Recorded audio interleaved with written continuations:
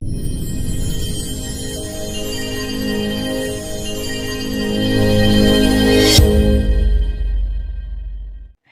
नमस्कार प्यारे विद्यार्थियों, आप सभी का आपके अपने यूट्यूब चैनल पर हार्दिक स्वागत है। आज के इस सेशन में हम कक्षा 12 अनिवार्य हिंदी का मॉडल पेपर नंबर 1 हल करेंगे, जो कि आपके आरबीएसई बोर्ड के द्वारा जारी किए गए। चलिए क्या आज का सेशन कुछ मोटिवेशनल लाइनों के साथ शुरू करते हैं कि सपने वही सच्चे होते हैं जो मेहनत के पसीने से सींचे जाते हैं। कि सपने वही सच्चे होते हैं जो मेहनत के पसीने सींचे जाते हैं। तो चलिए दोस्तों, हम सभी मिलकर मेहनत करते हैं ताकि बोर्ड में आपको अच्छे से अच्छे अंक प्राप्त हो सके। आप यदि हमारे चैनल पर नए हैं तो चैनल को सब्सक्राइब करें और अपने दोस्तों के साथ शेयर करें ताकि उनको भी इन मॉडल पेपर का फ़ायदा मिल सके। और इस मॉडल पेपर की आपको पीडीएफ है वो हमारे टेलीग्राम ग्रुप में मिल जाएगी, और टेलीग्राम ग्रुप का लिंक है इसके डिस्क्रिप्शन में दिया गया है, वहाँ से आप टेलीग्राम ग्रुप ज्वाइन कर ले। तो है उसमें सभी प्रश्न एमसीक्यू टाइप के होंगे, और उसमें पहला प्रश्न एमसीक्यू से संबंधित है। इसमें आपके 16 प्रश्न पूछे जाएंगे जो एक एक नंबर के होंगे, यानी कि 16 एमसीक्यू पूछे जाएंगे जो बहुत ही ईजी या होंगे। इसमें आपके पहला प्रश्न है, जसदेव सिंह और नरोत्तम पुरी किस विशेष लेखन से संबंधित थे। यानी कि जसदेव सिंह और नरोत्तम पुरी है वो किस क्षेत्र से संबंधित दो व्यक्तित्व है। जसदेव सिंह और नरोत्तम पुरी आपके जो है वो खेल क्षेत्र से संबंधित है। ये आपके जो अभिव्यक्ति और माध्यम पाठ्य पुस्तक है उनसे लिया गया है। दूसरा प्रश्न है, जनसंचार माध्यमों में रेडियो किस प्रकार का माध्यम है। रेडियो आपके जो है वो सर्वे माध्यम है, क्योंकि इनसे हमें खबरें केवल सुनाई देती है, दिखाई नहीं देती है। जिनसे दिखाई देती है उसे दृश्य माध्यम कहा जाता है, और जिनसे दिखाई भी देता है और सुनाई भी देता है, जैसे कि मोबाइल फ़ोन और टेलीविज़न, ये दोनों सर्वे और दृश्य माध्यम होते हैं। अगला आपके तीसरा प्रश्न है, मराठी एवं कोंकणी भाषाओं की लिपि है। मराठी और कोंकणी भाषाओं की लिपि आपके जो है वो है देवनागरी, और हिंदी की भी लिपि है देवनागरी। चौथा प्रश्न है, पश्चिमी हिंदी की बोली में सम्मिलित बोली, यानी कि पश्चिमी हिंदी की बोली में कौन सी बोली सम्मिलित है। पश्चिमी हिंदी की बोली में जो है वो बागड़ी बोली सम्मिलित है। पांचवा प्रश्न है, कवि कुंवर नारायण की कविता कविता के बाने उसके किस काव्य संग्रह से पाठ्य पुस्तक में संग्रहित की गई। यानी कि कविता के बाने जो कविता है वो कुंवर नारायण की किस रचना से ली गई है। यह आपके जो इन दिनों रचना है उनसे ली गई है। सूर्यकांत त्रिपाठी निराला की कविता बादल राग किसका प्रतीक है। सूर्यकांत त्रिपाठी निराला की जो कविता आपके बादल राग है ये क्रांति का प्रतीक है। इसमें बादलों को क्रांति के अग्रदूत बताया गया है। अगला प्रश्न है, फिराक की रुबई किस कवि के वात्सल्य की सादगी की याद दिलाता है। जो आपके वात्सल्य के कवि है वो है सूरदास जी। जो फिराक गोरखपुरी की रुबैयाँ है वो आपके सूरदास जी के वात्सल्य की याद दिलाती है। आठवां प्रश्न है, भक्तिन पाठ साहित्य की दृष्टि से किस प्रकार की विधा है। यानी कि इसकी साहित्यिक विधा कौन सी है। भक्तिन पाठ आपके जो है वो संरचनात्मक रेखाचित्र है। संरचनात्मक रेखाचित्र यानी कि किसी व्यक्ति विशेष के जीवन से संबंधित इसमें लिखा गया है, और इसमें लेखक ने उसके साथ पल बिताए, इसलिए ये संस्मरण के रूप में जाना जाता है। नौवां प्रश्न है, शेर के बच्चे की उपाधि किसे दी गई। शेर के बच्चे की उपाधि जो है वो चांद सिंह को दी गई, और चांद सिंह को पटखनी है वो पहलवान लुटन ने दी थी। अगला 10वां प्रश्न है, शिरीष के फूल नामक निबंध हजारी प्रसाद द्विवेदी के किस काव्य संग्रह से लिया गया है। शिरीष के फूल आपके हजारी प्रसाद द्विवेदी जी के जो कल्पलता काव्य संग्रह उससे लिया गया है। इसमें आपके ऑप्शन ए है वो सही है। आगे 11वां प्रश्न है, बाजार दर्शन नामक निबंध के रचनाकार कौन है। बाजार दर्शन नामक जो आपका निबंध है उसके रचनाकार है जैनेन्द्र कुमार। इसमें आपके ऑप्शन सही है। ये परीक्षा में इस प्रकार भी पूछा जा सकता है कि बाजार दर्शन पाठ है उसकी साहित्यिक विधा कौन सी। आपको जो सभी पाठ है उनकी साहित्यिक विधा और उनके लेखक और कौन सी उनकी रचना से लिया गया है, ये आपको ध्यान रखना है। आगे 12वां प्रश्न है, आनंदा कौन सी कक्षा में पढ़ता था। आनंदा जो है वो चौथी कक्षा में पढ़ता था। इसमें आपके ऑप्शन है वो सही है। आगे 13वां प्रश्न है, यशोधर बाबू किसे अपना गुरु मानते थे। यशोधर बाबू जो है वो किशनदा को अपने गुरु मानते थे, किशनदा के बताए हुए मार्ग पर चलते थे। इसमें आपके ऑप्शन बे है वो सही है। 15वां प्रश्न है, जूझ पाठ के लेखक को शिक्षा से पुनः जोड़ने में किसका योगदान था। जूझ पाठ का जो लेखक है आनंदा, उसको शिक्षा से पुनः जोड़ने में जो गांव के सरपंच दत्ताजी राव देसाई है उनका महत्वपूर्ण योगदान था। इसमें आपके ऑप्शन ए है वो सही है। 15वां प्रश्न है, सिंधु घाटी सभ्यता मूलतः थी। यानी कि सिंधु घाटी सभ्यता कौन सी सभ्यता थी। सिंधु घाटी सभ्यता खेतिहर और पशुपालक प्रधान सभ्यता था। इसमें आपके ऑप्शन है वो सही है। 16वां प्रश्न है, अरे ये वेडिंग एनिवर्सरी वगैरह सब गोरे साबों के चौंसले, ये कथन किसने कहा। ये कथन आपके जो है वो यशोधर बाबू ने कहा है, क्योंकि उनके पुत्र और उनकी पत्नी ने उनसे वेडिंग एनिवर्सरी सिल्वर वेडिंग मनाने का निवेदन किया। अगला आपके जो दूसरा प्रश्न है वो रिक्त स्थान से संबंधित होगा, और इसमें आपके जो व्याकरण से संबंधित प्रश्न पूछे जाएंगे। इसमें आपको परिभाषा या कोई उदाहरण पूछा जा सकता है। दूसरे में पहला है, वक्ता या लेखक के अभिष्ट का बोध कराने का गुण क्या कहलाता है। आपके जो अभिष्ट का बोध कराने का गुण है वो अभिधा शब्द शक्ति कहलाती है। यानी कि सीधा सीधा जो अर्थ है वो अभिधा शब्द शक्ति में ही निकलता है। अगला है, खालजिगा शक्ति विविध आयामी अर्थ अभिव्यक्ति का सशक्त माध्यम है। यानी कि अलग अलग अर्थ कौन सी शब्द शक्ति में निकलते हैं। आपके व्यंजना शब्द शक्ति है उसमें वक्ता है वो अपने हिसाब से अर्थ निकालता है। अगला तीसरा है चारु चंद्र की चंचल किरणें, इसका भी पंक्ति में कौन सा अलंकार है? इसमें आपके जो अनुप्रास अलंकार है, क्योंकि इसमें च वर्ण की आवर्ती हो रही है। अगला आपके चौथा प्रश्न है, एक ही शब्द दो या दो से अधिक बार भिन्न भिन्न अर्थों में प्रयुक्त होता है तो वहाँ कौन सा अलंकार होता है? जब एक ही शब्द बार बार अलग अलग अर्थों में प्रयुक्त होता है तो वहाँ यमक अलंकार होता है आपका, ये आपको ध्यान रखना है। अगला है घोषणा पत्र शब्द के लिए सही अंग्रेजी शब्द यानी कि पारिभाषिक शब्द कौन सा है? घोषणा पत्र के लिए आपके जो सही वर्ड है वो है मैनिफेस्टो। ये आपके जो महत्वपूर्ण 15 से 20 पारिभाषिक शब्द है वो आपको ध्यान में रखना है। आपके 2 पारिभाषिक शब्द एग्जाम में पूछे जाएंगे। प्रोबेशन शब्द का सही हिंदी शब्द यानी पारिभाषिक शब्द क्या है? प्रोबेशिक शब्द का सही हिंदी शब्द आपके जो है वो है प्रीविक्स। इसके बाद आपका जो तीसरा प्रश्न है वो अपठित गद्यांश से संबंधित है। निम्नलिखित अपठित गद्यांश को ध्यानपूर्वक पढ़कर पूछे गए प्रश्नों के उत्तर अपनी उत्तर पुस्तिका में दीजिए। ये आपके जो 6 नंबर का, ये 6 नंबर बहुत ही लाने इजी है, क्योंकि इसमें आपको सिर्फ देकर उत्तर लिखना है। ये अपठित गद्यांश है। तीर्थ यात्रा की संस्था प्राचीन सभ्यता और संस्कृति की अपनी विशेषताओं में से एक है। ये आपके जो है वो तीर्थ यात्रा की विशेषताओं से संबंधित है, जो भारत की एक प्राचीन सांस्कृतिक देन है। संसार के किसी भी देश में देवालयों और तीर्थ स्थानों का एक ऐसा जाल बिछा हुआ कहीं नहीं दिखाई देता जैसा हमारी इस विस्तृत मातृभूमि पर लोगों के धार्मिक उत्साह के परिणाम स्वरूप फैला हुआ। यानी कि जो भारत है वो धार्मिक कार्यों से भी विश्व में प्रसिद्ध है। अन्य देशों में भारत की तुलना में धार्मिक कार्य है वो कम होते हैं। लोगों ने इस तरह अपने देश के प्रति श्रद्धा प्रकाशित करने का यत्न किया है। तीर्थ यात्रा की संस्था अंततोगत्वा मातृभूमि के प्रति प्रेम की अभिव्यक्ति है। यह देश की पूजा की लाक्षणिक रीतियों में से एक है। पितृभूमि के प्रति प्रेम ने अपने उत्साह की तीव्रता में सारे देश में हजारों तीर्थ स्थानों को जन्म दिया है, जिससे उसका प्रत्येक भाग पवित्र और पूजा योग्य माना जाए। कि यानी हमारे देश का जो प्रत्येक भाग है वो पवित्र और पूजा योग्य है। हर स्थान पर कोई न कोई तीर्थ स्थान है। ये जो आपके गद्यांश है, इसका पहला प्रश्न आपसे इसके शीर्षक से संबंधित पूछा जाता है। आपको पूरा गद्यांश पढ़कर समझना है कि इस गद्यांश में मेन किस बात पर फोकस किया गया है, या इसमें मूल भाव क्या है। इसमें आपके जो है वो तीर्थ यात्रा या हमारी सांस्कृतिक धरोहर भी आप लिख सकते हो, या हमारे तीर्थ स्थल या तीर्थ स्थलों का महत्व है। उसके बाद दूसरा है भारतीय संस्कृति की कोई एक विशेषता बताइए। आपको जो भारतीय संस्कृति की विशेषता है वो इसी गद्यांश में से बतानी है। इसकी विशेषता है हमारे देश के देवालयों और तीर्थ स्थलों जैसा बिछा हुआ जाल विश्व में कहीं नहीं दिखाई देता। यानी कि भारत में जो मंदिर और तीर्थ स्थल है वो विश्व के अन्य देशों की तुलना में अधिक है। इसका आपके तीसरा प्रश्न है, लोगों ने देश के प्रति श्रद्धा कैसे अभिव्यक्त की? लोगों ने देश के प्रति धार्मिक उत्साह दिखाकर श्रद्धा को अभिव्यक्त किया है। यानी कि अपना धार्मिक उत्साह दिखाया, अपने धार्मिक स्थान बनाए और उनकी पूजा करते हैं। इससे अपने देश के प्रति श्रद्धा अभिव्यक्त की। इसका चौथा प्रश्न है, देश की पूजा की एक लाक्षणिक रीति बताइए। यानी कि देश की पूजा की कोई एक लाक्षणिक रीति बतानी है। मातृभूमि के प्रति प्रेम की अभिव्यक्ति देश की पूजा की एक लाक्षणिक है। यानी कि जो अपनी मातृभूमि है उसके प्रति भारतीय लोग हैं वो अत्यधिक प्रेम करते हैं, और उनका प्रेम है वो अभिव्यक्त होता है। ये भारत की एक धार्मिक लाक्षणिक रीति है। पांचवा प्रश्न है, हजारों तीर्थ स्थानों का जन्म कैसे हुआ? यानी कि जो भारत में इतने तीर्थ स्थान है ये कैसे बने? पितृभूमि के प्रति प्रेम ने अपने उत्साह की तीव्रता में सारे देश में हजारों तीर्थ स्थानों को जन्म दिया। यानी कि लोगों के मन में अपनी पितृभूमि या अपनी मातृभूमि के प्रति जो प्रेम है उसके कारण हमारे देश में सर्वाधिक है वो तीर्थ स्थान पैदा हुए। छठा प्रश्न है, देश का प्रत्येक भाग पूजनीय कैसे बना? देश के प्रत्येक भूभाग में देवालय एवं तीर्थ स्थलों की स्थापना हुई, इस कारण प्रत्येक भाग है वो आपके पूजनीय बनाइए। एक एक नंबर के प्रश्न है, आपको एक एक लाइन में उत्तर देना है। ये इसी पैसे से छांट कर लिखना है। आपने वो अपठित गद्यांश संबंधित है। इसमें आपको अपठित गद्यांश को पढ़कर उसका भाव समझकर उसके बाद उत्तर देना है। ये थोड़ा आपके समझ आधारित होगा।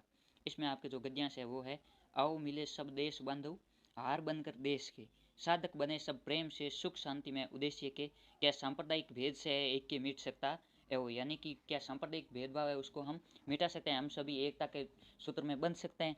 बनती नहीं क्या एक माला विविध सुमनों की, क्या हो रखो परस्पर मेल मन में, छोड़कर अविवेकता, मन का मिलन ही मिलन है, होती उससे एकता वो एक एकादश हुए, किसने नहीं देखे सुने, हाँ शून्य के योग से भी अंक होते 10 गुने। यानी कि जिस प्रकार अनेक फूल मिलकर एक माला बना देते हैं, फूलों में विविधता भी होती है, अलग अलग प्रकार के होते हैं, उसी प्रकार हम सभी सांप्रदायिक लोग मिलकर एक देश में एकता के भाव से रह सकते हैं। क्या लेखक हमसे प्रश्न पूछ रहा है कि क्या सभी फूल एक साथ रहकर एक माला नहीं बनाते? उसी प्रकार हम सभी सांप्रदायिक लोग हैं वो मिलकर एक एकता का भाव नहीं पैदा कर सकते। जिस प्रकार किसी संख्या के आगे शून्य लगने से वो 10 बन जाता है, उसी प्रकार हम भी एक एक जुड़कर अपने देश को प्रति एकता का भाव प्रदर्शित कर सकते हैं और अपने देश को उन्नति की ओर ले जा सकते हैं। यह आपके जो है सांप्रदायिक सद्भाव के प्रति इसका मूल भाव जो है वो सांप्रदायिक सद्भावना को प्रदर्शित किया गया। इसका पहला प्रश्न है, उपयुक्त काव्यांश का उचित शीर्षक लिखिए। यानी कि इसका उचित शीर्षक क्या होगा? इसका आप लिख सकते हो अनेकता में एकता, या विविधता में एकता, या सांप्रदायिक सद्भाव, यह आपके इसका शीर्षक होगा।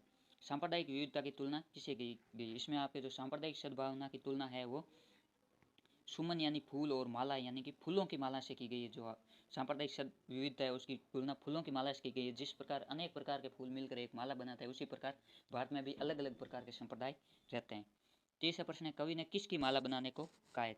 कवि ने विभिन्न संप्रदायों में परस्पर प्रेम रूपी फूलों की माला बनाने का है, यानी कि सभी संप्रदाय के लोग आपस में प्रेम पूर्वक निवास करें।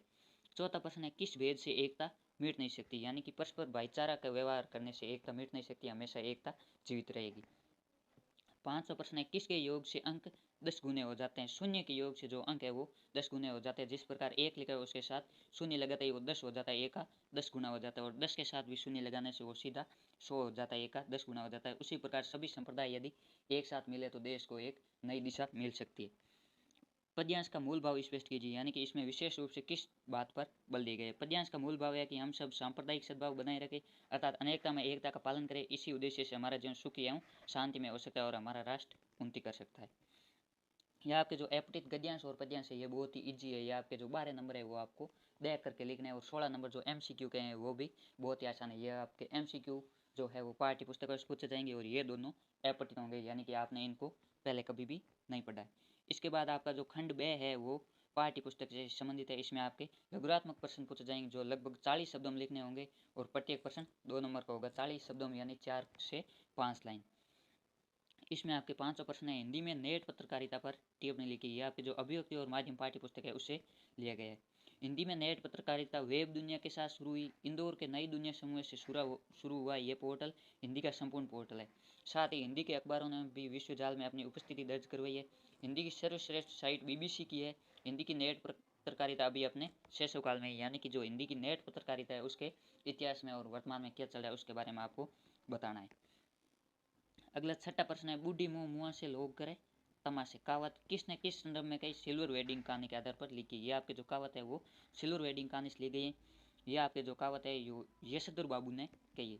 यशोधर बाबू की घरवाली आधुनिकताओं सा आचरण करती है, यानी कि वो आधुनिकता में जीती है। तो यशोधर बाबू से सायनाथ बुढ़िया या चटाई का लहंगा या बूढ़ी मुँह मुआ से लोग करे तमाशे कहकर उसका मजाक उड़ाते थे, उसे अनदेखा कर देना चाहते थे, लेकिन यह स्वीकार करने को भी बाध्य हो जाते कि तमाशा है वो यशोधर बाबू स्वयं का बन रहा है, उनकी पत्नी का नहीं बन रहा है। यह आपके जो बात है वो यशोधर बाबू ने कही, क्योंकि उनकी पत्नी है वो आधुनिक लड़कियों के तरह आचरण करती थी, जो कि उम्र में वृद्ध थी। आगे आपके 7 प्रश्न है, मोहनजोदड़ो का समाज एक सुसंस्कृत समाज था। पठित पाठ के आधार पर देखिए, यानी कि मोहनजोदड़ो का समाज है वो एक सुसंस्कृत समाज था। आपको इसकी व्याख्या करनी है। मोहनजोदड़ो की खुदाई में राजमहल, मंदिर, समाधि स्थल और अस्त्र शस्त्र ही नहीं मिले, इसके अतिरिक्त नगर नियोजन व्यवस्था भी है वो ग्रिड प्लान के अनुसार थी। इसे ज्ञात होता है कि मोहनजोदड़ो समाज है पोषित था, अर्थात समाज सुसंस्कृत था, यानी कि इसमें जो प्रत्येक है योजना है वो पूर्व प्लान के आधार पर बनाई गई, और इसमें जो नगर है वो ग्रिड प्लान के आधार पर बसे हुए थे, यानी कि जो सड़कें है वो एक दूसरे को समकोण पर काटती थी। आपसे परीक्षा में यह भी पूछा जा सकता है कि ग्रिड प्लान पद्धति क्या है? इसका मतलब आपके जो सड़कें है वो एक दूसरे को समकोण पर काटती है। 8वां प्रश्न है, बात और भी पेचीदा होती चली गई से कुंवर नारायण का क्या आशय? पठित कविता के आधार पर लिखिए। कवि ने अपनी सीधी सरल बात को प्रभावी बनाने के लिए भाषा को संवारने का प्रयास किया। इस हेतु शब्दों को तोड़ा मरोड़ा तथा उसमें घुमाव फिराव किया, यानी कि कवि ने अपनी बात है उसको सजाने के लिए शब्दों को तोड़ा मरोड़ा, उसके कारण उसकी जो बात है वो और भी कठिन हो गई और अर्थ का अनर्थ हो गया। लेकिन इससे यह बात सरल ढंग से प्रकट न होकर जटिल हो गई, शब्द और भी ज़्यादा संशयात्मक हो गई, यानी कि जो समस्या वो घटने के बजाय अधिक बढ़ गई, जो पहले थी उसे भी अधिक हो गई।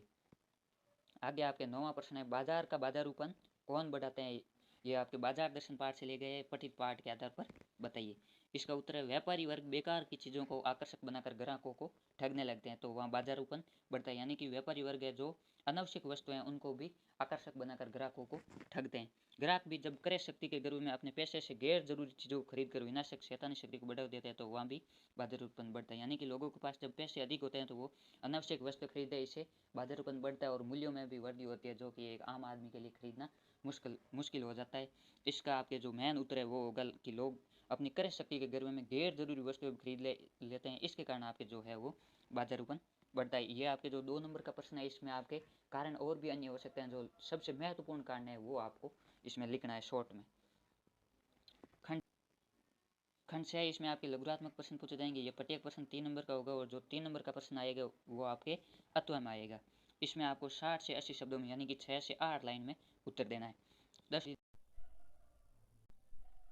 इसमें आपके जो 10वां प्रश्न है उसमें तुलना कबीर के व्यक्तित्व से क्यों की, यानी कि जो शिरीष के फूल है उसकी तुलना है वो कबीर के व्यक्तित्व से क्यों की है। इसका आपके उत्तर है कबीर मस्त मौला व फकड़ स्वभाव के थे। जीवन की हर सम विषम परिस्थितियों को वे बड़े ही सहज भाव से ग्रहण करते थे। निंदा अपमान प्रशंसा का उन पर कोई प्रभाव नहीं पड़ता था। उनके हृदय में जो भाता वे वही कहते थे। बिना किसी लाग लपेटे एवं स्वार्थ के उनका सादा जीवन एक अवधूत की भांति कर्म योग से पूर्ण था। अवधूत यानी कि योगी। उसी प्रकार शिरीष का फूल भी मौसम की कैसी भी परिस्थिति हो उस पर असर नहीं होता था। शिरीष कबीर की भांति अनासक्त अनाविल प्रवृत्ति का था, इसलिए शिरीष की तुलना है वो कबीर से की गई। कबीर पर आपके जो कोई भी सम या विषम परिस्थिति उनका प्रभाव नहीं पड़ता। उसी प्रकार जो आपके शिरीष के फूल है उस पर भी किसी भी भीषण गर्मी का कोई भी प्रभाव नहीं पड़ता और वह जेठ की गर्मी में भी आपके जो है वो हरा भरा रहता है। इसके अथवा में आपके है भीमराव अंबेडकर के अनुसार एक आदर्श समाज में किन किन गुणों का समावेश होना चाहिए, यानी कि भीमराव अंबेडकर के अनुसार आदर्श समाज की जो परिभाषा है वो क्या है। इसमें आपके जो पहले वाला आता है तो वो कर लो, वो नहीं आता है तो उसके तुलना में आपको ये अथवा वाला अच्छा आता है तो आप वो कर सकते हो, दोनों में से कोई एक। भीमराव अंबेडकर के अनुसार आदर्श समाज स्वतंत्रता, समता, भातृत्व अर्थात भाईचारा पर आधारित होना चाहिए, यानी कि आदर्श समाज में तीन बातें वो मुख्य रूप से होनी चाहिए: स्वतंत्रता, समता यानी कि समानता और भाईचारा। किसी भी आदर्श समाज में इतनी गतिशीलता होनी चाहिए कि कोई भी वांछित परिवर्तन समाज में एक छोर से दूसरे छोर तक संचारित हो सके, यानी कि कोई भी योजना है, कोई भी कार्य प्रणाली, उसका लाभ है वो समाज के अंतिम छोर तक सबसे पिछड़े तबके को भी मिलना चाहिए। ऐसी गतिशीलता होनी चाहिए। ऐसे समाज में बहुविधि हितों में सबका भाग होना चाहिए, यानी कि कोई भी कार्य में सभी समाजों का भागीदारी होनी चाहिए तथा उनको रक्षा के प्रति सजग होना चाहिए। सामाजिक जीवन में अबाध संपर्क के अनेक साधन व अवसर उपलब्ध होने चाहिए, यानी कि प्रत्येक व्यक्ति को जो है वो समान अवसर उपलब्ध होना चाहिए। इसके बाद जो आपका प्रश्न संख्या 11 है, रामचरितमानस के लंका कांड में तुलसीदास जी ने राम का पूरी तरह मानवीकरण कर दिया है, कैसे स्पष्ट कीजिए। ये मानवीकरण जो आपके है वो एक अलंकार होता है। मानवीकरण यानी कि कोई प्रकृति या दैवीय शक्ति है उनको मानव की क्रियाओं के रूप में प्रस्तुत करना आपके जो है वो मानवीकरण कहलाता है। यह आपके जो रामचरितमानस के लंका कांड से जो आपके पाठ लिए गए उसमें जो है वो भगवान ने मनुष्य के जैसा आचरण किया, यह आपके मानवीकरण हुआ।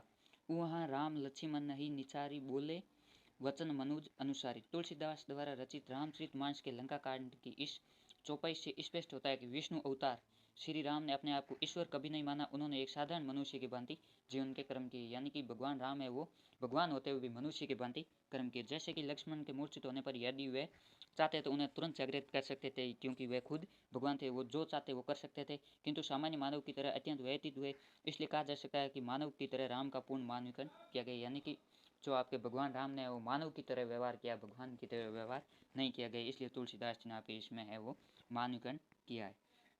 इसके अलावा हमें छोटा मेरा खेत कविता की मूल समझ लिखी। छोटा मेरा खेत जो कविता है उसका मूल भाव क्या है या कवि हमें क्या संदेश देना चाहता है, यह आपको बताना है 6 से 8 लाइन में, यानी कि 60 से 80 वर्ड में।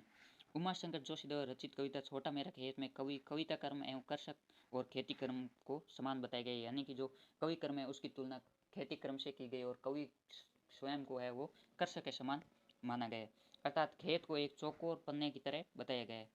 किसान परिश्रम करके चौकोर खेत में कृषि उत्पादन करता है एवं कवि एक कागज के पन्ने पर भावगम्य होकर कविता की रचना करता है, यानी कि जो किसान का खेत है वो भी चौकोर होता है और कवि जिस पेज पर जिस पन्ने पर लिखता है वो भी चौकोर होता है, इसलिए इन दोनों में ये समानता है। और किसान भी परिश्रम करके फसल उत्पादन करता है और कवि भी है वो अपने भावों को कविता में अभिव्यक्त करता है, ये भी इसमें परिश्रम करता है।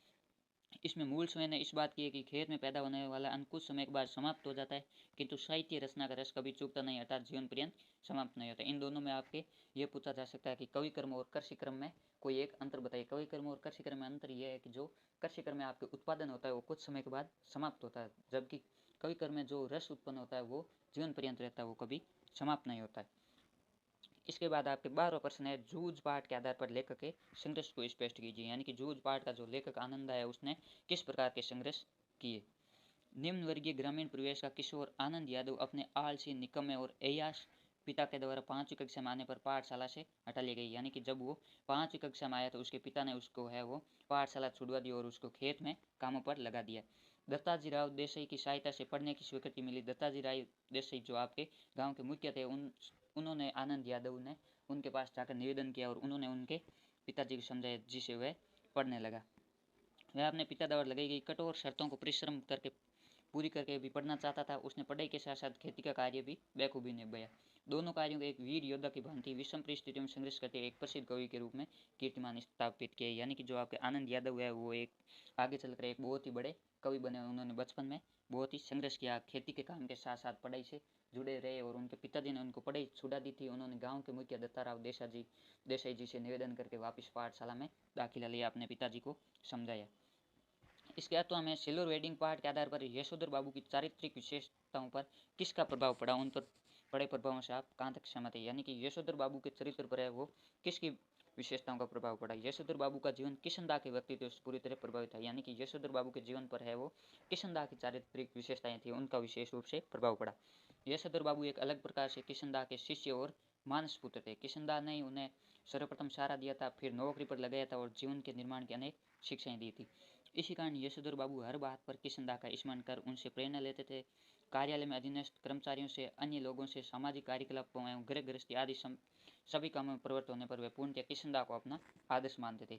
हम तो उनके व्यक्तित्व से पूर्णतः सहमत है, किंतु परिवारजनों की आधुनिकता के कारण यशोधर बाबू बेचारे एवं असहाय हो चुके थे, क्योंकि उनका जो परिवार था वो आधुनिकता में जी रहा था और उनके विचारों को नहीं मान रहा था, उनको परंपरावादी मानकर उनको इग्नोर करता था। उसके बाद आपके जो 13 प्रश्न है वो आपके कवि या लेखक परिचय संबंधित है। इसमें आपके एक कवि अथवा में आपके लेखक परिचय दिया होगा, इसलिए आप इनमें से या तो सभी कवियों का परिचय याद कर लो या लेखकों का परिचय याद कर लो। आपके जो लेखक है वो कम है, इसलिए आप लेखकों का 5 या 6 लेखक है उनके परिचय याद कर लो, उनका जन्म स्थान और उनकी महत्वपूर्ण रचनाएं और उनको जो पुरस्कार दिए गए हैं और उनकी एक दो कोई विशेष बात, भाषा संबंधी बात है वो आप देख लेना। इसमें आपके है 13 प्रश्न। रघुवीर साई अथवा जैनेन्द्र कुमार का साहित्यिक परिचय लिखिए। रघुवीर साई का जन्म 1929 में लखनऊ उत्तर प्रदेश में हुआ। वहीं से उन्होंने अंग्रेजी साहित्य में एमए किया।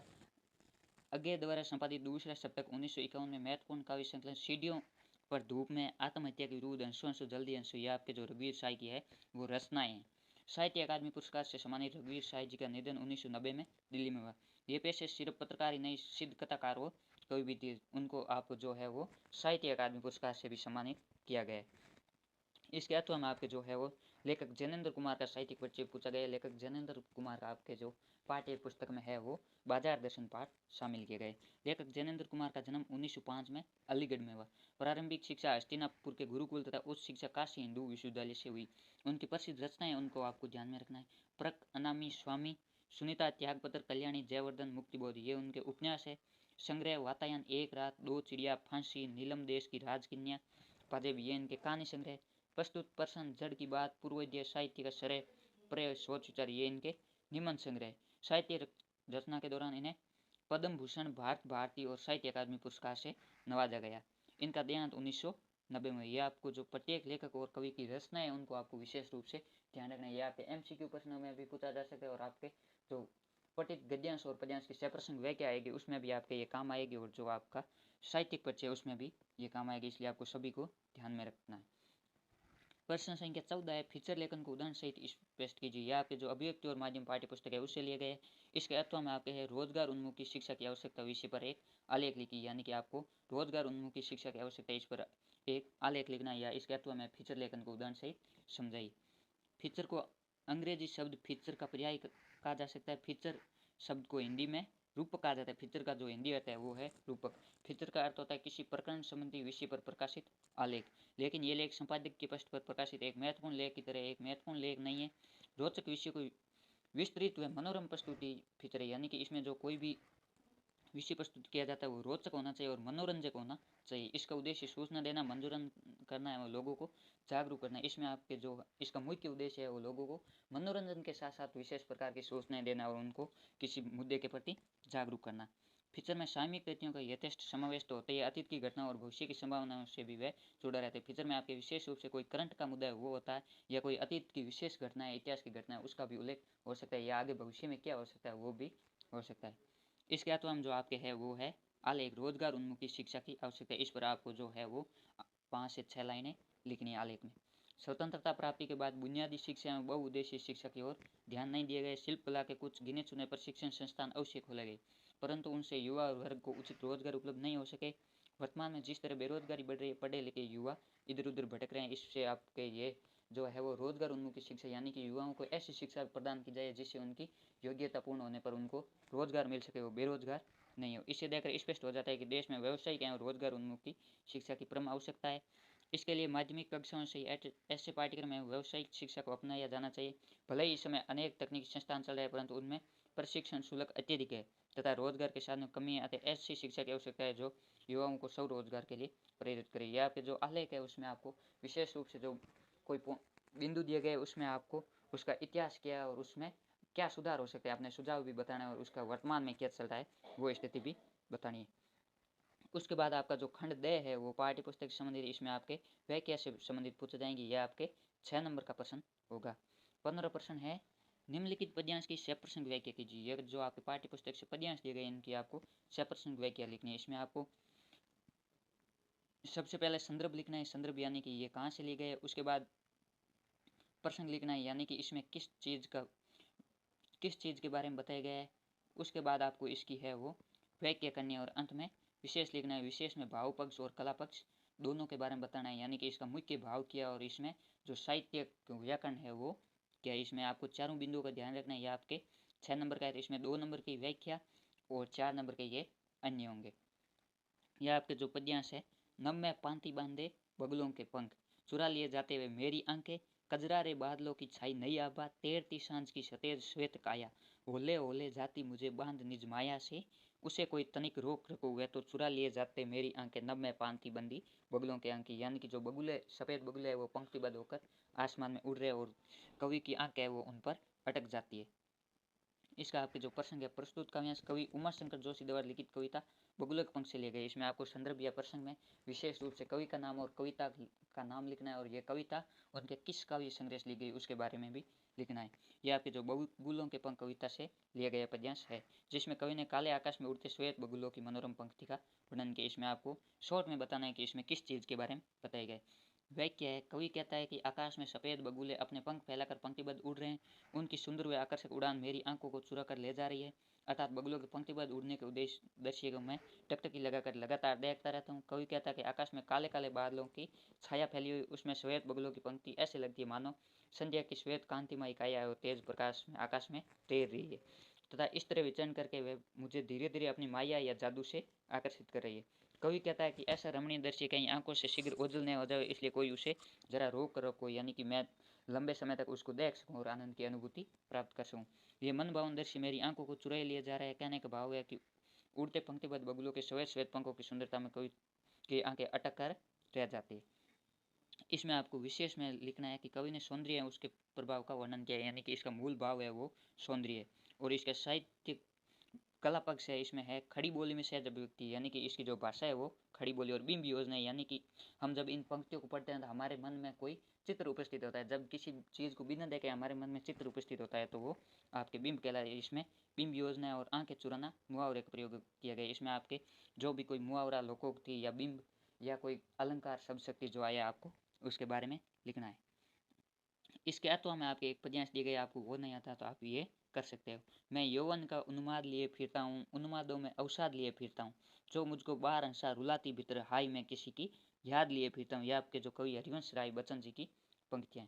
कर यतन मिटे सब सत्य किसी ने जाना, नादान वही है हाय जहाँ पर दाना, फिर मूड ने क्या जग जो इस पर भी सीखे, मैं सीख रहा हूँ सीखा ज्ञान भूल रहा हूँ। इसका आपके जो प्रसंग है, प्रस्तुत काव्यांश कवि हरिवंश राय बच्चन द्वारा लिखित काव्य संग्रह निशा निमंत्रण की कविता आत्मपरिचय से लिए गए। इसकी जो आपकी कविता का नाम है वो है आत्मपरिचय और इसके आपके जो कवि है वो है हरिवंश राय बच्चन, जिसमें हृदय की अवस्थाएं एवं संसार के व्यवहार पर अपनी भावनाएं प्रकट कर रहे हैं कि कवि के हृदय के सत्य को किसी ने अभी जानने की कोशिश नहीं की। ये इसका मूल भाव है। वाक्य है, कवि हरिवंश राय बच्चन अपने संबंध में कहते हैं कि मैं युवा अवस्था के नशे में रहता हूँ, मेरे ऊपर प्रेम का पागलपन सवार रहता है।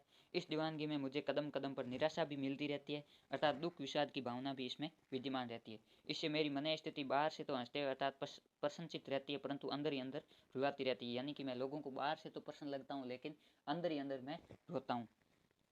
इस स्थिति का मूल कारण यह है कि मैं अपने हृदय में किसी प्रिय की मधुर स्मृति समाया हूँ, हर समय उसकी याद करता हूँ और उसके नए मिलने से दुखी हो जाता हूँ। यानी कि जो कवि की मुख्य जो दुख का कारण है वो है उसके हृदय में किसी प्रिय की मधुर स्मृति समाई हुई है और वह उसको याद कर करके दुखी होता है। कवि कहता है कि मैंने सारे उपाय सारे प्रयत्न करके देख लिए लेकिन किसी ने भी मेरे हृदय को सत्य की जानने की कोशिश नहीं की, कोई भी मेरे इस जीवन के सत्य को नहीं जान पाया। इस तरह जिसे भी देखो वही नादानी कर रहा है। इस संसार में जिसे जहाँ पर भी धन वैभव और भोग सामग्री मिल जाती है वह वहीं पर दाना चुगने लगता है, अर्थात स्वार्थ पूरा करने लगता है। यानी कि इस संसार के जो भी लोग हैं वो हर जगह अपना स्वार्थ पूरा करने में लगे रहते हैं और बहुत ही स्वार्थी है। परंतु कवि की दृष्टि में ऐसे लोग मूर्ख होते हैं, क्योंकि वे जानबूझकर सांसारिक लोग मोह के चक्र में उलझे रहते हैं। कवि की दृष्टि में ऐसे लोग जो सांसारिक मोह माया में उलझे रहते हैं वो मूर्ख है। मैं इस संसार की नासमझी को समझ गया हूँ, इसलिए मैं सांसारिकता का पाठ सीख रहा हूँ और सीखे हुए ज्ञान को अर्थात पुरानी बातों को भूलकर अपने मन के अनुसार चलना सीख रहा हूँ। यानी कि जो कवि ने इसमें मुख्य रूप से इस बात पर बल दिया गया है कि मैं अपने मन के रूप से चलता हूँ, संसार के हिसाब से नहीं, चाहे संसार मुझे कुछ भी कहे। इसका आपके जो विशेष है, कवि ने अपने हृदय के दुखों को तथा संसार के मूड व्यक्तियों की विचित्र दशा को बताया गया। यह आपके इसका भाव पक्ष है। और कला पक्ष में कोमलकांत शब्दावली, तत्सम भाषा का प्रयोग और अनुप्रास अलंकार की प्रस्तुति है। आपके इसमें मुख्य रूप से अनुप्रास अलंकार और तत्सम भाषा का प्रयोग हुआ है और कोमलकांत शब्दावली यानी कि इसमें आपके अंत में तुक मिल रही है। इसके बाद आपके जो 16वां प्रश्न है, इसमें आपके एक पठित पद्यांश दिया होगा, उसकी आपको प्रसंग व्याख्या करनी है। यह भी आपके 6 नंबर का होगा। इसी में भी आपको प्रसंग व्याख्या और विशेष लिखना है। इसमें आपके गद्यांश है, रात्रि की विभीषिका को सिर्फ पहलवान की ढोलक ही ललकार का चुनौती देती रहती थी। पहलवान संध्या से सुबह तक चाहे जिस ख्याल से ढोलक बजाता हो, किंतु गांव के अर्धमृत औषधि उपचार पथ्यविहीन प्राणियों में वह संजीवनी शक्ति बढ़ती थी। इसमें आपके जो पथ्य है इसका अर्थ होता है दवा या उपचार। सभी की शक्ति इन आंखों के आगे दंगल का दृश्य नाचने लगता था। स्पंदन शक्ति शून्य स्नायु में भी बिजली दौड़ जाती थी। ढोलक की आवाज में न तो बुखार हटाने का कोई गुण था, न ही महामारी की सर्वनाश शक्ति को रोकने की शक्ति। पर इसमें संदेह नहीं कि मरते हुए प्राणियों की आंख मूंदते समय कोई तकलीफ नहीं होती थी। यह आपके जब गांव में महामारी फैली थी उस समय जो ढोलक की आवाज़ थी वो लोगों में एक प्राण शक्ति का काम करती थी। इसके बारे में बताया गया। यह आपके जो पहलवान की ढोलक पाठ है उससे लिया गया। इसका आपके प्रसंग है, प्रस्तुत अवतरण लेखक फणीश्वर नाथ रेणु द्वारा लिखित पहलवान की ढोलक से लिए गए बीमारी का भय और ढोलक की आवाज़ का कंपन इसमें व्यक्त किया। यह आपके जो लेखक फणीश्वर नाथ रेणु ये बहुत ही महत्वपूर्ण लेखक है। आपको इसमें बोर्ड परीक्षा में फणीश्वर नाथ रेणु का है वो लेखक परिचय पूछा जा सकता है। आपको इसको विशेष रूप से याद करना है। इसकी आपकी व्याख्या है, लेखक बताते हैं कि हैजे और मलेरिया बीमारियों ने गांव के चारों तरफ मृत्यु का भय या आतंक फैला रखा था। रात्रि होते ही सब डर कर अपने घरों में छिप जाते थे कि सुबह तक मृत्यु न जाने किस किस के घर आ जाए। रात के इस भय को सिर्फ पहलवान की ढोलक की अपनी तेज आवाज़ में चुनौती देती रहती थी। पहलवान सुबह से शाम तक जिस भी विचार से ढोलक बजाता हो, लेकिन उस ढोलक की उत्तेजना भरी आवाज़ आधे मरे हुए रोगी या मरणासन की स्थिति में पहुंचे हुए रोगियों में दवा उपचार और भोजन की चेतना समान संजीवनी शक्ति बढ़ती थी। यानी कि उसके लिए जो ढोलक की आवाज़ है वो दवा का काम करती थी, उनके लिए एक विशेष रूप से मोटिवेशन था। ढोलक की थाप से सभी बूढ़े बच्चे जवानों की आंखों में दंगल या अखाड़े का उत्साह भरे माहौल दिखाई देने लगता था। यानी कि उनके मन में है वो उत्साह भर जाता था। चेतना शून्य शरीर की नसों में बिजली की सी तेजी दौड़ने लगती थी। पहलवान की ढोलक में महामारी और बुखार को हटाने या सर्वनाश रोकने की कोई शक्ति नहीं थी, परंतु जो पहलवान की ढोलक की आवाज़ है वो मौत का भय समाप्त कर देती थी। लोगों को मरने से डर नहीं लगता था, जिसे मरते समय भय से विचलित नहीं हो शांतिपूर्वक प्राण त्याग सके। कहने का आशय है कि पहलवान की ढोलक उस मर्तविहीन गांव के लोगों में साहस, उत्साह और चेतना का संचार करती थी। इसका आपके जो विशेष है, इसका भाव पक्ष से पहलवान अपना उत्साह, चेतना और साहसवर्ती का प्रसार ढोलक की तेज थाप के माध्यम से करता था, ताकि लोगों को है वो प्रेरणा मिल सके। इसका आपके जो कला पक्ष है, भाषा सहज, सरल और बोधगम्य है और इसमें आपके संस्कृत शब्दों का प्रयोग हुआ, यानी कि तत्संप्रदान शब्दावली है।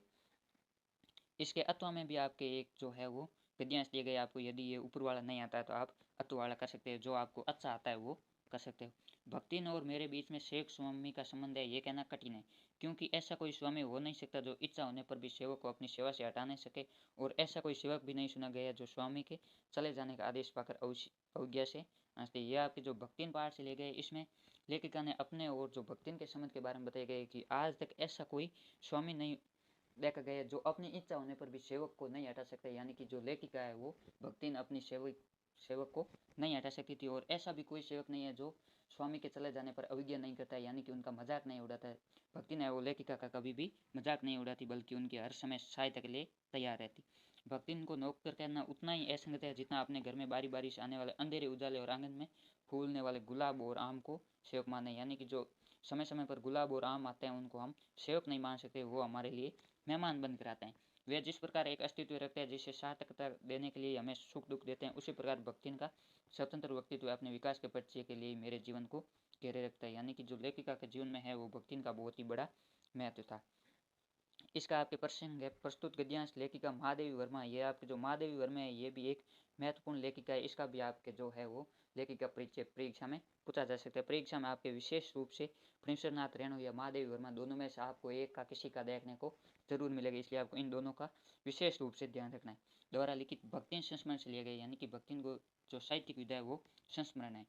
इसमें लेखिका ने स्वयं का और भक्तिन का संबंध स्पष्ट किया गया है। यह आपके जो संस्मरण है इसका अर्थ होता है कि जो लेखक या लेखिका लिख रहा है, जिसके बारे में लिख रहा है उसके साथ ही समय बिताए, यानी कि भक्तिन है वो लेखिका के साथ ही रहे, इसलिए लेखिका ने भक्तिन पर संस्मरण लिखा।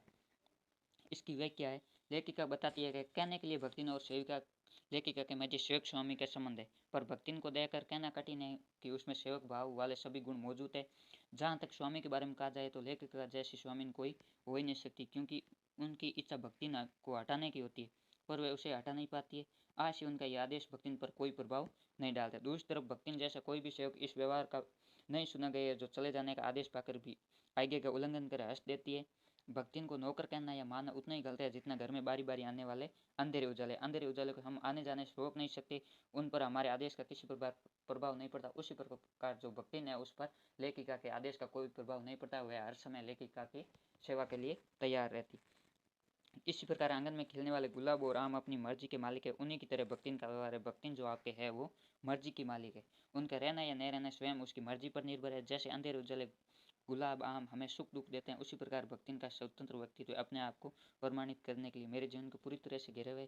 कहने का आशय यह है कि लेखिका के स्वयं का कोई अधिकार या इच्छा भक्तिन पर कोई भी प्रभाव उत्पन्न नहीं करता, यानी कि लेखिका की इच्छा का भक्तिन पर कोई भी प्रभाव नहीं पड़ता। इसका विशेष है, लेखक ने अंधेरा उजाला तथा सुख दुख की तरह भक्तिन के अस्तित्व को माना है, यानी कि भक्तिन का अस्तित्व है वो लेखिका के जीवन में सुख दुख की तरह है, यानी कि लेखिका इस बारे में कुछ नहीं कर सकती। इसका आपके जो कला पक्ष है उसमें है तत्सम शब्दावली तथा देश शब्दों का प्रभाव सर्वत्र विद्यमान, यानी कि इसमें जो संस्कृत निष्ठ शब्द है उनका प्रयोग हुआ है और जो देशी शब्द है उनका भी प्रयोग हुआ है। 17वां प्रश्न आपके जो है वो पत्र लेखन से संबंधित है। इसमें आपको पूछा गया है कि स्वयं को राज्य के उच्च माध्यमिक विद्यालय दियापुर का प्रधानाचार्य मानकर पुलिस अधीक्षक महोदय को एक अर्ध सरकारी पत्र लिखिए, जिसमें विद्यार्थियों को यातायात संबंधी नियमों की जानकारी देने हेतु निवेदन किया। इसमें आपको अर्ध सरकारी पत्र लिखना है, यानी कि अर्ध सरकारी पत्र एक अधिकारी है वो दूसरे किसी सरकारी अधिकारी को लिखता है, एक विभाग से दूसरे विभाग में भेजा जाता है। इसमें स्वयं को है वो प्रधानाचार्य मानना है राज्य के उच्च माध्यमिक विद्यालय दियापुर का। इसमें आपको जो है वो अपना खुद का एड्रेस राज्य के उच्च माध्यमिक विद्यालय दियापुर लिखना है। ये आपके जो अर्ध सरकारी पत्र है उसका प्रारूप इस प्रकार होगा। आपको शुरुआत में राइट साइड में है वो अपने विद्यालय का नाम या जो दिया होगा अपना एड्रेस लिखना है, उसके बाद अपनी दिनांक लिखनी। इसके बाद पत्रांक लिखना है, यानी कि ये पत्र संख्या कितनी है। उसके बाद आप जिसको लिख रहे हो उसके आगे श्रीमान लगाकर लिखना है, श्रीमान पुलिस अधीक्षक यातायात पुलिस दियापुर। उसके बाद विषय लिखना है विद्यार्थियों के लिए यातायात संबंधी जानकारी देने के संबंध। उसके बाद महोदय लिख के आगे आपको जिस प्रकार हम एप्लीकेशन लिखते हैं उसी प्रकार से लिखना है। निवेदन है कि इस वर्ष हमारे विद्यालय में आसपास के क्षेत्रों से अनेक विद्यार्थियों ने प्रवेश लिया है। ये सभी नव प्रवेशवासी कई प्रकार के साधनों से आवागमन करते हैं। दिनों दिन यातायात के साधनों से दुर्घटनाएं बढ़ती जा रही है, अतः प्रतिवर्ष की भांति इस वर्ष भी किसी कार्य दिवस में विद्यार्थियों को यातायात संबंधी नियम जानकारी देने हेतु 2 पुलिस निरीक्षकों को भिजवाने की व्यवस्था कर अनुग्रहित करें, धन्यवाद। ये आपके जो किसी स्कूल के प्रिंसिपल ने है वो पुलिस अधीक्षक महोदय को लिखा है। उसके बाद जो प्रिंसिपल का है वो यहाँ हस्ताक्षर होगा महोदय के नीचे, और उसके बाद जो कार्यालय का नाम राज्य के उच्च माध्यमिक विद्यालय दियापुर है वो लिखना है। इसके अथवा में भी आपके एक अधिसूचना लिखनी है।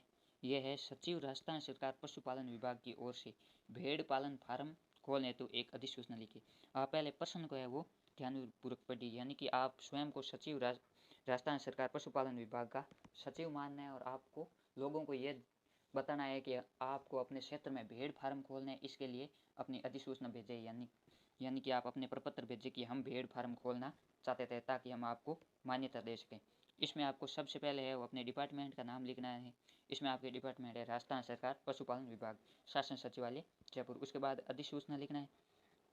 उसके बाद आपको लेफ्ट साइड में है वो क्रमांक संख्या लिखनी है और राइट साइड में दिनांक लिखनी है। फिर लेफ्ट साइड से लिखना शुरू, बाद राइट साइड। उसके बाद आपको अधिसूचना लिखनी है। राजस्थान राज्य पशुपालन विभाग की ओर से राज्यपाल के अनुशंसा पर राज्य के ग्रामीण क्षेत्रों में ग्रामीण विकास हेतु भेड़ पालन फार्म प्रारंभ करना चाहती है, यानी कि जो राजस्थान सरकार है वो ग्रामीण क्षेत्रों में भेड़ पालने के जो फार्म है वो खोलना चाहती है। इसलिए जो लोग खोलना चाहते हैं, जो इसके इच्छुक है, उनसे प्रतिवेदन प्रस्तुत किए जाएंगे, यानी कि वो सरकार को अपने प्रतिवेदन भेजे ताकि सरकार उनको मान्यता दे सके। जो इस कार्य करने के इच्छुक है वह अपना प्रतिवेदन अधिसूचना जारी होने के 3 माह की अवधि के अंदर सचिव राजस्थान सरकार पशुपालन विभाग सी स्कीम जयपुर को प्रेषित कर सकते हैं। प्रतिवेदन में अपनी कार्य क्षमता, आर्थिक क्षमता, भूमि, भवन, पशु एवं अनुभव आदि का उल्लेख करना जरूरी, यानी कि जो भेड़ पालन फॉर्म प्रारंभ करना चाहता है उनकी कार्य क्षमता क्या है, आर्थिक क्षमता क्या है, उनके पास भूमि कितनी है, भवनों की सुविधा कैसी है, उनका अनुभव कितने वर्ष का है। उसके बाद जो अधिसूचना जारी करने वाला व्यक्ति है उसका हस्ताक्षर होता है और उसके बाद उनका नाम लिख के फिर पदनाम लिखा जाता है। इसमें आपके जो पदनाम है वो सचिव पशुपालन विभाग से है। उसके बाद जो आपका 18वां प्रश्न है वो निबंध से संबंधित होगा। इसमें आपको 300 शब्दों में दिए गए बिंदु टॉपिक पर निबंध लिखना है। ये आपके 5 नंबर का होगा। 300 शब्दों में यानी कि 23 लाइनें, 1 से 1.5 से 2 पेज में आपको निबंध है वो लिखना है। इसमें आपको 4 निबंध दिए होंगे, 4 में से किसी एक पर सटीक भाषा में निबंध लिखना है। यह आपके निबंध ज़्यादा बड़ा भी नहीं होना चाहिए, लेकिन इसमें जो महत्वपूर्ण बातें हैं वो होनी चाहिए। आपके 5 नंबर का है तो आपको इसमें 5 बिंदुओं को शामिल करना है। इसमें आपके पहला बिंदु हमेशा है वो प्रस्तावना होना चाहिए और बीच में आप 3 बिंदु जो टॉपिक दिए गए उसके आधार पर निर्धारित कर सकते हैं।